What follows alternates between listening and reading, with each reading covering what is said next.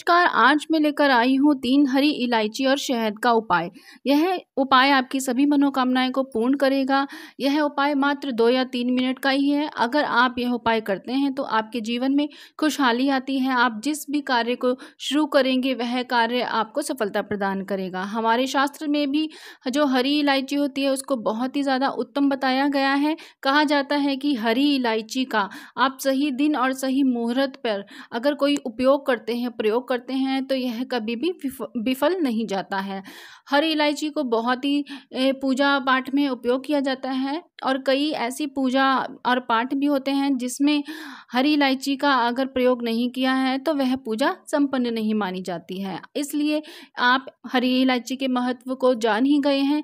तो दोस्तों, जहाँ पर हमारे स्वास्थ्य के लिए हरी इलायची बहुत ही उत्तम मानी जाती है, वहीं पर उपाय में हरी इलायची शामिल करना बहुत ही ज़्यादा कारगर समझा गया है। कहा गया है कि हरी इलायची किसी भी व्यक्ति की जो बंद किस्मत होती है उसे वह तुरंत खोल देती है। तो हरी इलायची का उपाय बहुत ही ज़्यादा आसान है। बस इसकी शर्त यही है कि आपका इसको सही मुहूर्त में और सही समय पर प्रयोग करना होता है। अगर आप अपनी मनोकामनाएं पूरी करना चाहते हैं तो आप हरी इलायची का उपाय कर सकते हैं। मात्र 3 हरी इलायची का उपाय है। उपाय से पहले वीडियो को लाइक कर लीजिए और चैनल को सब्सक्राइब कर लीजिए। और चलिए बताती हूँ मैं यह उपाय। आपने लेनी है 3 हरी इलायची, जो बिल्कुल भी कटी या फटी हुई बिल्कुल नहीं होनी चाहिए, जिसे खंडित बोलते हैं वह नहीं होनी चाहिए। आपने 3 इलायची लेनी है हरी, और थोड़ा सा आपने 1 या 2 चम्मच लेना है शहद। आपने लेना है एक तांबे का लोटा, उसमें जल भर लेना है। यह 3 चीज़ें आपने लेनी है, हरी इलायची, तांबे का जल से भरा हुआ लोटा और 1 या 2 चम्मच शहद। यह आपने लेकर अपने घर के आसपास कोई भी शिवालय हो, जहाँ शिव मंदिर हो, वहाँ आप जा सकते हैं। यह उपाय जो मैं अभी आपको बता रही हूँ, यह आप सुबह से शाम तक किसी भी समय कर सकते हैं। आपने मंदिर में जाना है और आपने मंदिर में उत्तर दिशा की तरफ फेस करके खड़े हो जाना है और श्री शिवाय नमस्तुभ्यम का जाप करते हुए शिवलिंग पर आपने आधा लोटा जो जल है वह आपने चढ़ा देना है। आपने जो जल से भरा हुआ लोटा लेके गए हैं वह पूरा नहीं आपने चढ़ाना, आधा चढ़ाना है अभी, और आधा लोटा जल चढ़ा दीजिए। इसके बाद आपने हरी जो इलायची है वह और शहद को लेकर हरी इलायची को शहद में अच्छे से आपने लेपन करना है। यानी कि आपने शहद अच्छे से तीनों हरी इलायचियों पर लगा लेना है। और ऐसा करते समय आपने श्री शिवाय नमस्तुभ्यम का मन ही मन में जाप करना है और अपनी मनोकामनाएं अपनी बोलनी है।